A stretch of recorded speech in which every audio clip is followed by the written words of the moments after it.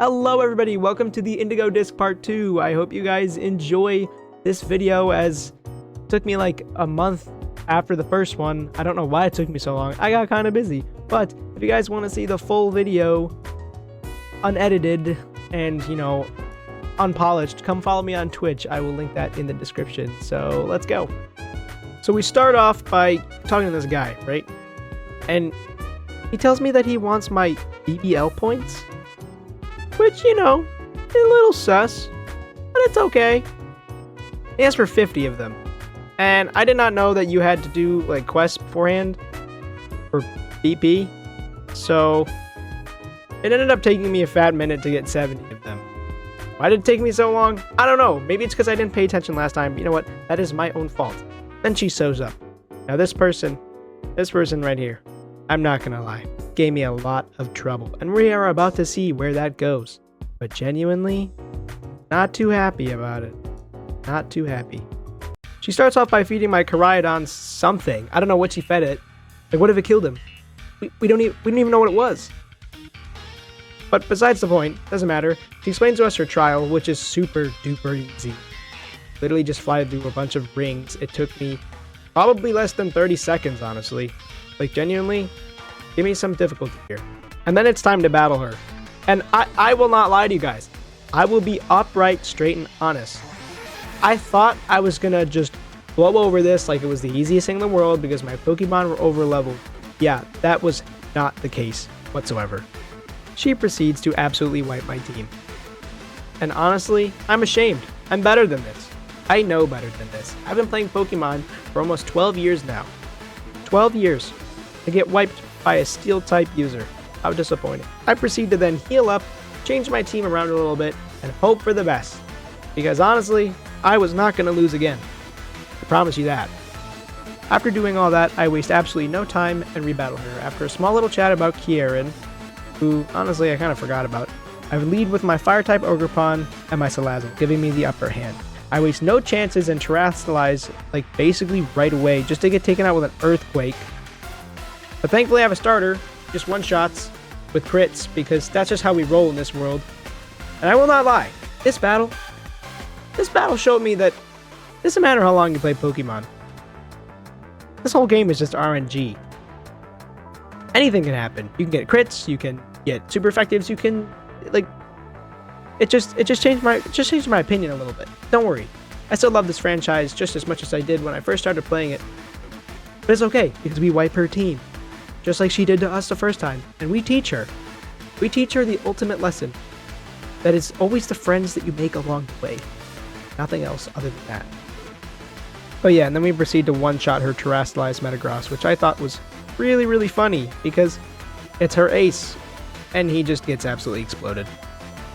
And finally, after around 2 hours of playing at this point, we finally beat her, and she's finally out of the way, and I never have to look at her again. I mean, I probably will. I don't know what happened in the next part of the DLC, but it's okay. We finally did it.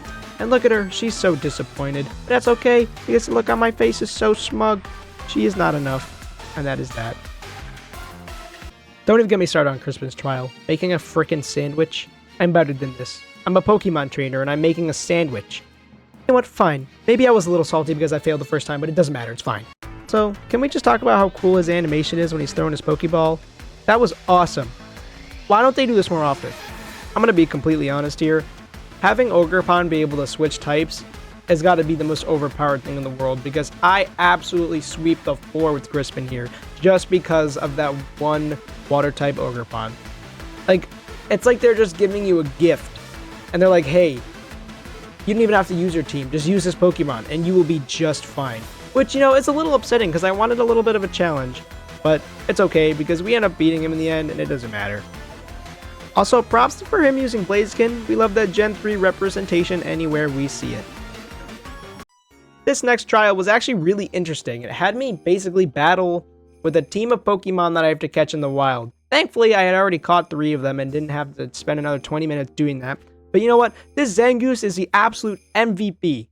This Zangoose literally just wipes the complete floor with all of the Pokemon that I had to fight. And honestly, I might even keep this Zangoose on my team because he was just so meta. I didn't even have to waste any time at all just thinking about what kind of team compositions I would use, because he just one-shots basically everything he had, and it was awesome. And now it's time to fight our favorite person in the world, Drayton. I'm not gonna lie, I kind of forgot about him, but that's okay. Usually, I always overestimate Dragon-type users. I expect them to be, like, so much more stronger for some reason, because back in the old days, Psychic types and Dragon types were, like, the most scary things in the world. But now they're just kind of pushovers. I mean, it still takes me a little while to beat him, because, you know, Dragon types just have all these powerful moves that, you know, one-shot everything, and that's just how they work. But after a while, I just kind of get the hang of things, and we end up sweeping him. With a few losses here and there, but this isn't a Nuzlocke. Maybe another time we'll do one of those, honestly. This battle also made me realize how goofy Dragonite looks. Like, they could have done a lot better after Dratini's design, but you know, Dragonite's still a classic and we love him. Also, Sceptile, more Gen 3 representation? This is like a gift. It's like they just know that I love Gen 3, and that I will always cherish Gen 3 every single time, no matter what they do. Also, that Araculodon, or however you pronounce it, I did not know that Pokemon existed, so when I saw it, I was so confused. But it's alright, because we end up beating him, and that's that. We're him. We're awesome. Lacey's trial was pretty interesting. I mean, it was a quiz. A quiz in a Pokemon game. You know, that's been done before, actually. I shouldn't really say anything about it, but I just feel like it could have been better. Although it was pretty interesting, and it took me a little while, and it refreshed me on some Pokemon knowledge. So that was nice. That was nice. And then it was finally time to battle the last member, Lacey. Genuinely, I had Poison types and Steel types on my team, so I wasn't too worried about this battle. There were some hiccups here and there, and it was also really late at night, so I was very tired, and wasn't really paying attention to what I was doing. I was kind of just button mashing, hoping that I would just OHKO at that point. Which, you know, we did sometimes, and sometimes we didn't, because, you know, fairy types can be pretty beefy. As light work as you think they would be. Also, the Primarina, honestly, I forgot Primarina existed. I have not played Gen 7 since they came out. I really do need to replay Gen 7. Honestly, I plan on it. Genuinely, we'll do that one day. And when I said genuinely, like probably 4 times in that last clip, she also has Gen 8 Pokemon. Sword and Shield was a fun game. People hate on it too much, in my opinion. But with all this love, she was no match for me, and we end up absolutely destroying her. Honestly, I almost felt bad. Because this Excadrill, like, that's not even a fairy type. I mean, yeah, I know she, like, terrestrializes it into a fairy type, but I was just so confused at that. I didn't even know what was going on. And then I was just like, what? I won't lie here, this little scene of dialogue made me laugh a lot. She just goes, "No, you're wrong." And it made me laugh. And finally, with the Elite Four out of the way, we can finally get on to the next part. And then Kieran pops up and he's like, "Yo, dude, you really suck. You made me wait." And I was like, dang, man, we used to be best friends. And now he just thinks I'm some kind of pushover, and watch us one-shot his whole team when that happens. It probably will happen. I'm gonna study this guy's team. I'm gonna make sure that I put him through the ringer, because I am the Pokemon Master, not him. I don't know who he thinks he is, but that's the end of that. And that concludes the Indigo Disk Part 2. I hope you guys liked this video. Honestly, I'm still learning this whole YouTube thing. Editing videos is not my strong suit, but I think we're getting better at it, as I've gotten new equipment as well to hopefully help out with all of that. I hope to see you guys in Part 3, and have a wonderful, wonderful week.